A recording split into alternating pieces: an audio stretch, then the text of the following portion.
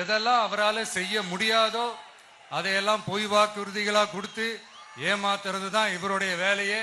இப்ப அடுத்த set of இந்த பொய் வாக்குறுதிகளை ரெடி பண்ணிட்டாரு.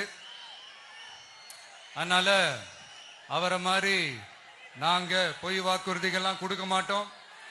மக்களுடைய தேவைகள் என்னன்னு சரியா புரிஞ்சுக்கிட்டு அதுக்கு ஏத்த மாதிரி தான் நாம செயல்படுவோம். 6 சிலிண்டர்கள் தாய்மார்களுக்கு கட்டணம் இல்லாம அன்னபூர்ணி சூப்பர் 6 திட்டம் சொன்ன மாதிரியே நிறைவேற்றுவோம்.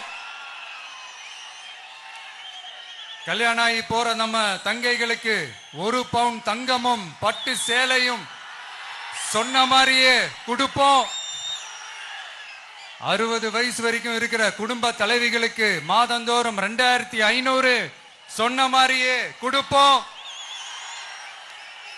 என்னுடைய அம்மா, அக்கா, தங்கைகள் எல்லாருமே தமிழ்நாட்டில் எந்த மூலையிலிருந்து எங்க வேணாலும், தமிழ்நாட்டுக்குள்ள எந்த பஸ்ல வேணாலும் ஃப்ரீயா சொன்ன மாதிரியே ஃப்ரீயா போகலாம்.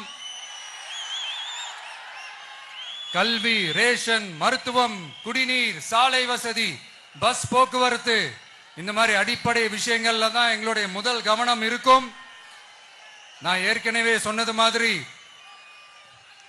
நிறைய கவர்மெண்ட் ஸ்கூல்ல இந்த டாய்லெட் வசதிகள்லாம் சரியா இல்ல, அதை சரிப்படுத்தணும்னு சொன்னோம். உடனே இதெல்லாம் ஒரு பெரிய விஷயமா அப்படின்ட்டு சில அறிவாளிங்க கேட்டாங்க. அந்த அடிப்படை வசதிகள் இல்லாததுனால தான் ஒரு 12th ஸ்டாண்டர்ட் படிக்கிற பொண்ணு ஒரு அவசரத்துக்கு ஒரு காட்டு பக்கம் ஒதுங்கினாங்க. என்னாச்சு? இந்த உலகத்தை விட்டே போயிட்டாங்க. அதுக்கு என்ன காரணம்? இந்த மாதிரி அடிப்படை வசதிகள் இல்லாததான் காரணம்.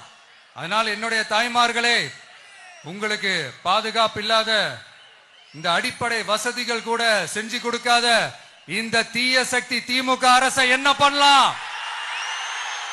தூக்கி வீசி அறிவோமா?